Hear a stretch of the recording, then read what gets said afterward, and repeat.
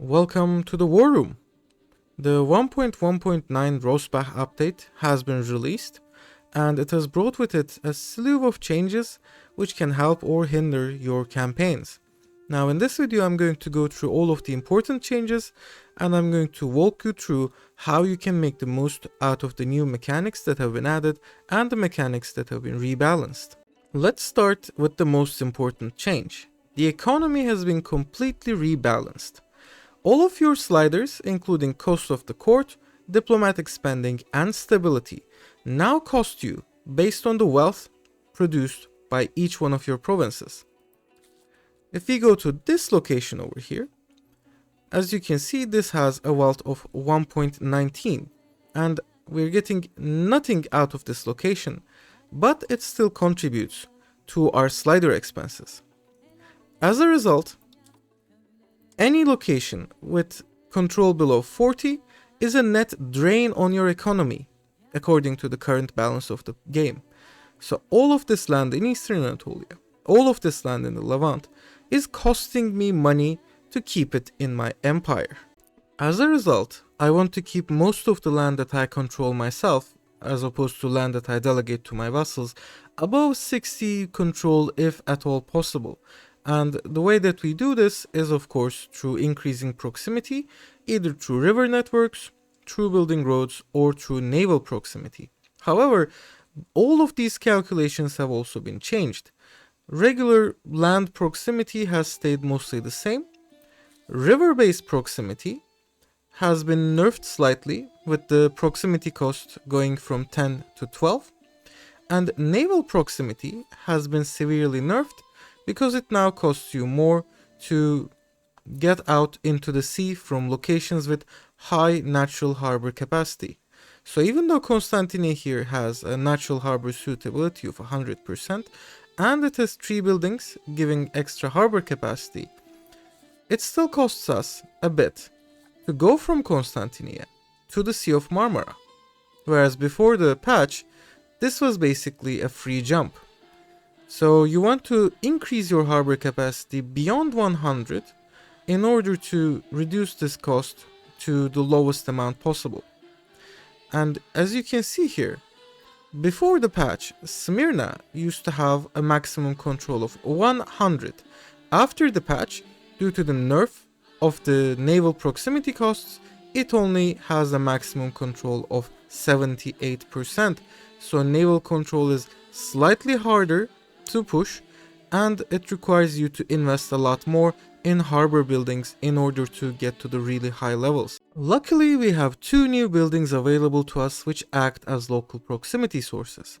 The local governor can be built in any city with a direct road connection to your capital, and in this case the strait counts as a road, so we are able to build a local governor here in Ankara.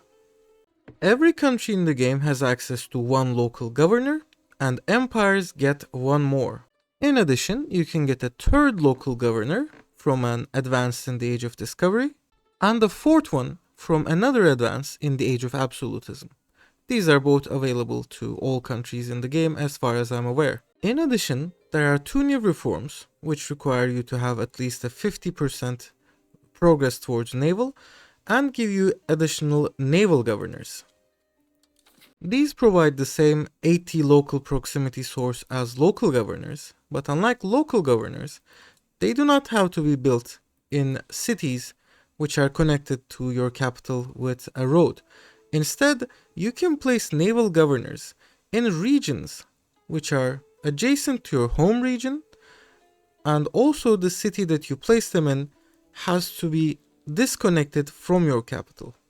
In this example, I'm able to put a naval governor in Alexandria because my vassals Sis, Dulkadir and Döger over here are breaking up the connection between Anatolia and the Levant and Egypt. When choosing where to place your local governors, you want to find the sweet spot in terms of distance from your capital. So if I were to place a local governor in Izmit, it would be overkill, since most of this area already gets proximity from my capital in Constantinople. Whereas if I were to place it in Sivas, again, it would be an overkill, because we would get a huge disconnected area in central Anatolia with low control that would be a net drain on my economy. So Ankara, Konya, and Kayseri could provide a sweet spot in terms of distance from the capital. When you're choosing where to place, you also want to take a look at the rivers map mode, since going downstream or upstream alongside a river provides you with a benefit to your proximity cost. So Kayseri here is an especially good idea of a location for a local governor, because if we are going east towards Sivas, we get to use the river upstream, and we are going west towards Ankara, or maybe even south towards Konya, we can use the downstream river, and this will provide proximity all the way up to the Black Sea coast. Similarly, you might want to take a look at the roads map mode as well. So we have a road between Kayseri and Konya, which will provide a modicum of control over here in the Konya plateau. However, since roads can be built at will and you do not have to depend on the natural geography of the region, like with the rivers, you do not need to consider the roads overly much in your choice of location. Similarly, places like Baghdad make an excellent location for putting local governors in, simply because they stand at the confluence of multiple river systems. In this case, the Euphrates and the Tigris rivers will allow us to propagate proximity and control all across the Mesopotamian basin.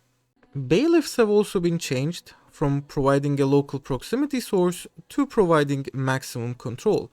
This makes them especially useful for high-value RGOs in rural locations, such as the gold we have in Polygyros here. If we look at the bailiff, it only costs us 0.30 ducats in maintenance, but it provides us with 1.5 or nearly 2 ducats of extra tax income, thanks to the additional control that it allows us to exert. And if you look over here, in the previous patch, I could only get up to 63% control in this location. Now I'm able to get almost 74%, and this is despite the naval proximity being slightly nerfed. So combining bailiffs and even local or naval governors in high value RGOs in rural locations can allow you to improve your economy quite a bit. If we look at the bailiff, there is another tooltip here which says Peasant enfranchisement. This has been another new addition in the 1.1 patch. Unlike in the previous patch, in 1.1, the commoner's estate only receive a fraction of the wealth share that they would be allocated under regular distribution rules. This depends on the present enfranchisement of a location. Every location has this value, and whereas if it's at 100%, the commoners would be getting all of their allotted wealth. At 31.42%, they're only getting about a third. The rest obviously goes to the nobles. Peasant enfranchisement depends on a variety of factors. It is lower than usual in rural locations, and going to free subjects or serfdom affects the amount that peasants get. Going to free subjects increases it, going towards serfdom decreases it. Control also increases enfranchisement, and as a result, in your high control cities, you can achieve up to 100% peasant enfranchisement. Do note that the location rank of being a city or town also provides additional bonuses to enfranchisement, and at 100% control, peasants get an additional 50% of their wealth share. So, as you can see here, the commoners are getting almost a third of the money that is being produced in Constantinople, whereas in a location like Safranbolu, this is only 17%. Another important demographic and economic change is that slaves can now move between locations on their own. This concerns the Ottomans and North Africans for the most part, where if you get a huge number of slaves, they would all be transferred to the nearest urban location with a slave market building. Now, all of your slaves, instead of concentrating in your urban locations, as you can clearly see over here, are going to be dispersed across your country, and they're going to go to the locations where there is a demand for them in the RGOs and in other buildings that can potentially employ slaves.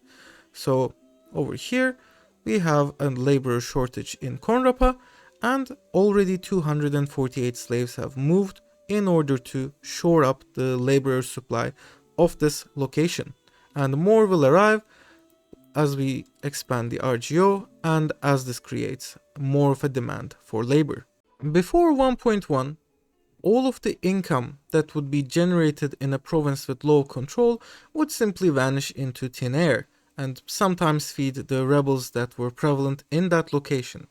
With 1.1, however, the incomes that are lost from the lack of control actually go to your estates based on peasant enfranchisement and based on the power distribution in that location. And this will make your estates much richer compared to previous games, but more importantly, this will actually make them more powerful, because now wealth actually increases estate power, and estates will actually start hoarding wealth instead of reinvesting all of it in your economy. So you have to be a bit more careful about them. And in other changes to the estates, it's also much more difficult to tax them compared to before, since their satisfaction and power levels now contribute much more highly to your ability to tax them. So as you can see, our nobles are at 56%, and we're basically unable to tax them at all. We're only able to get a tiny bit of money from them despite their estate being filthy rich. So you will actually have to invest into lowering the power of your estates, especially the nobility, and into making them slightly more taxable. Minting has also been changed slightly, and now you can choose to mint copper, silver, or gold for your coins. This is represented in a new set of laws called Coinage laws. Now, obviously the best law here is going for the gold and silver coins, so bimetallism. But if your home market lacks gold or silver, you might have to choose one of the other options, which do have some situational usefulness. And finally, for our economy changes, tax efficiency has been nerfed quite a bit. So as you can see, treasury rights here used to give, I believe, 5% or even 10% extra tax efficiency. Now it's down to only 2%. And most of the reforms and policies which used to give large amounts of tax efficiency have been nerfed. So now you're also going to be getting lower taxes from your estates because of the tax efficiency nerf, in addition to paying more for your sliders. Let's talk a bit about values in 1.1. Naval has received 2 new reforms which unlock at 50 naval or above, which give you access to a couple naval governors to bolster your 4 local governors. Land, on the other hand, has been changed from minus 10% proximity cost through land to being plus 20% proximity speed. Since proximity speed has diminishing returns, this means that if land is your only source of proximity speed, this is an effective buff and you will get more value out of it. However, if your proximity speed is already above 100%, let's say at 200%, 300%, which I'm not even sure if it is possible to get that high, but if it is, if you're stacking modifiers, this is going to give you diminishing returns. And honestly, as things stand right now, going for naval is probably much more meta compared to going for land. I believe if Paradox were to add extra land governors to land instead of the naval governors, this could balance things out a bit, but right now naval does really seem to be the optimal choice, unless you're playing someone like Russia right in the middle of the European steppes over here. For the other values, decentralization now gives minus speed of annexation, so it's going to be more difficult for you to annex your subjects if you go full decentralized. However, this modifier is not extremely effective, and the extra modifiers you get from cultural influence versus tradition, and also from being much larger than your vassals, probably matter a lot more than this minus 33% speed of integration here. Conversely, Centralization now gives only -20 loyalty, but increases your speed of annexation by 33% and also gives you a bunch of crown power and proximity speed buffs. So centralization is probably slightly more useful than decentralization, but of course, if you want to really expand your reach, you have to rely on your vassals due to the control and proximity rework, and therefore having extra vassals will naturally push you towards decentralization anyhow. Finally, free subjects versus serfdom have also gotten a facelift, and with free subjects you are now getting extra peasant enfranchisement and lower peasant levy size.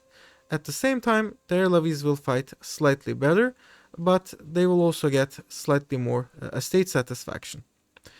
For serfdom, however, you're going to get -33% peasant enfranchisement and plus 10% noble estate satisfaction equilibrium.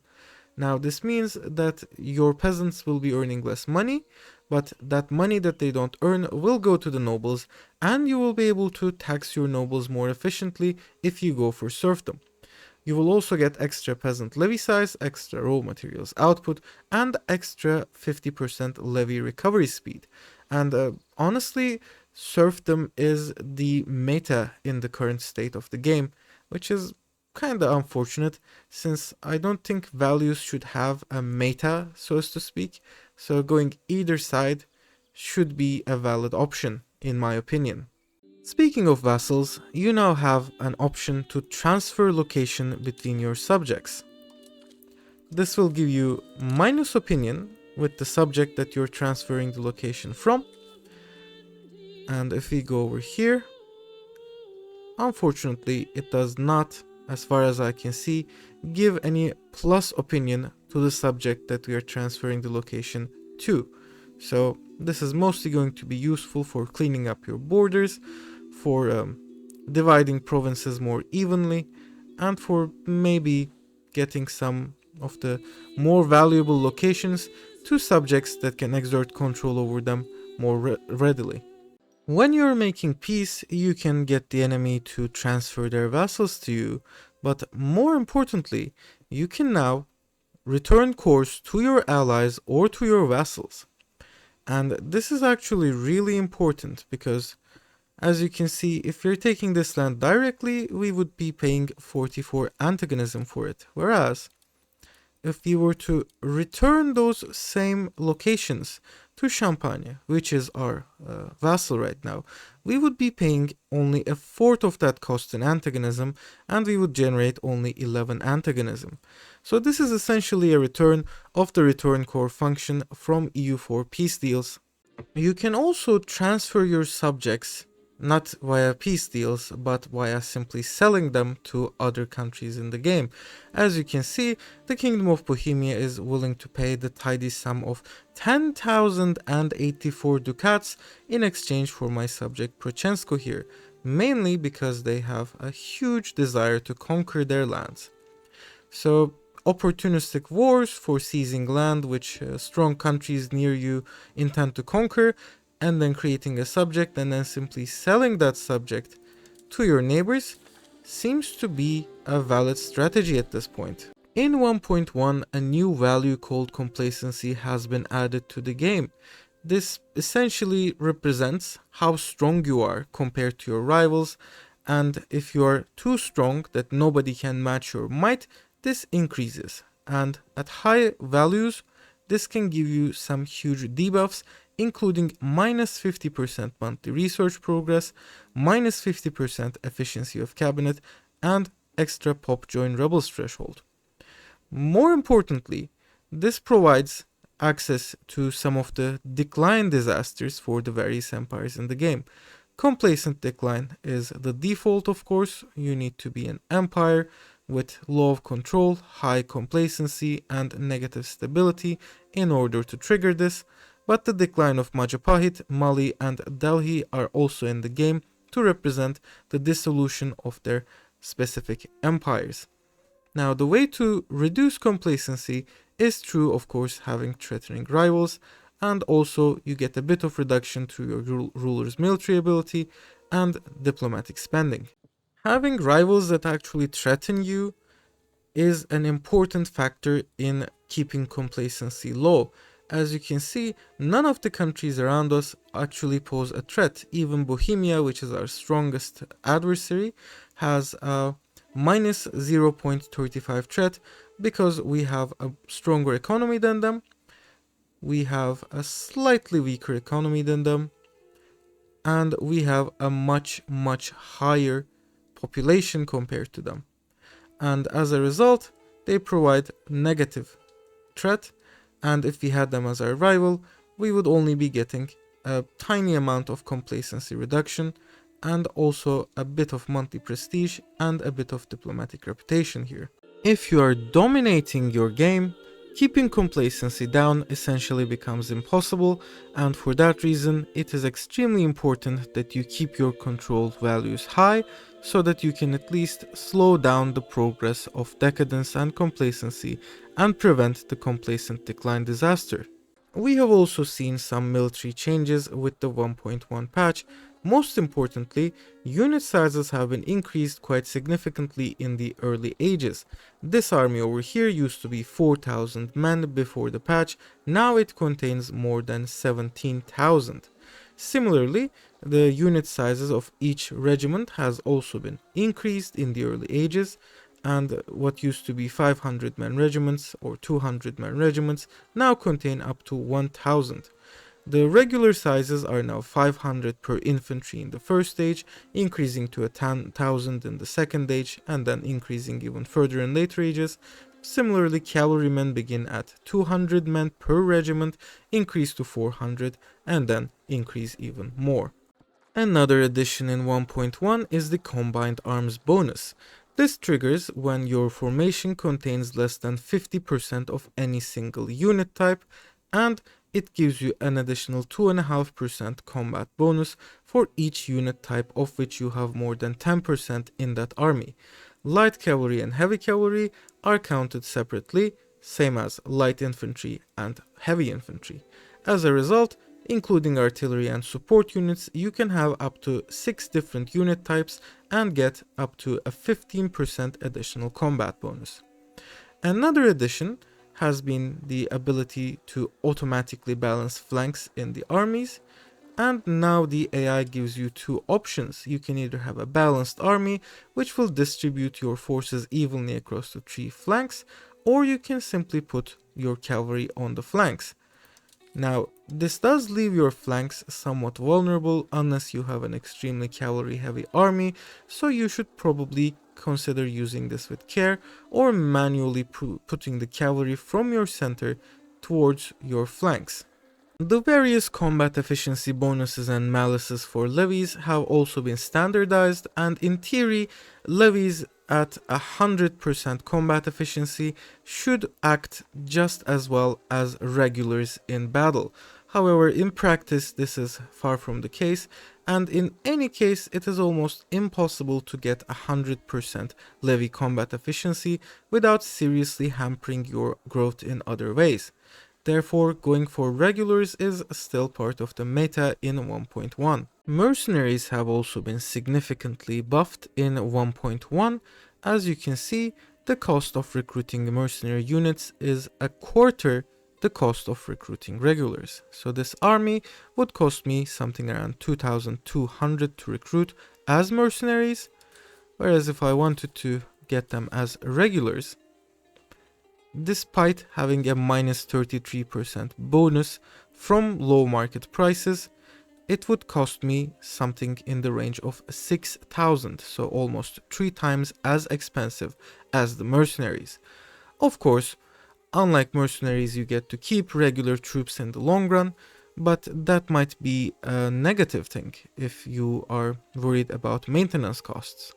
So it makes a lot of sense to recruit some mercenaries for a quick and high intensity war and then just disband them once the worst phase of the fighting is over. And finally we have a few UI improvements, specifically alerts that you mute now stay muted, although you have to click here at the alerts menu and then you have to mute them once more from this menu for this to be effective.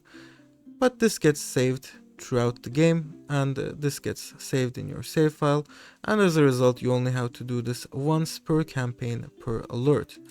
We also have access to a music player, which is always a nice addition. And a new game rule has been added that determines AI aggression.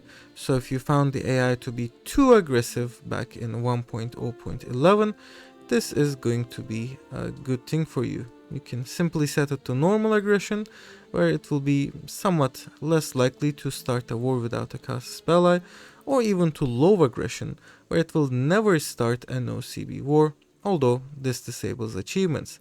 Conversely, if you enjoy a bigger challenge, or if you want to see the AI expand more aggressively, you can pick high aggression, which I believe is something close to what the AI was like in the final patch. And that should cover most of the important changes that have arrived with patch 1.1. So I hope you enjoyed this video, and I'm going to definitely try my hand at the new patch, see if the changes have made a difference, and I will get back to you all with a new series very soon. So thanks for watching, and I will see you in the war room.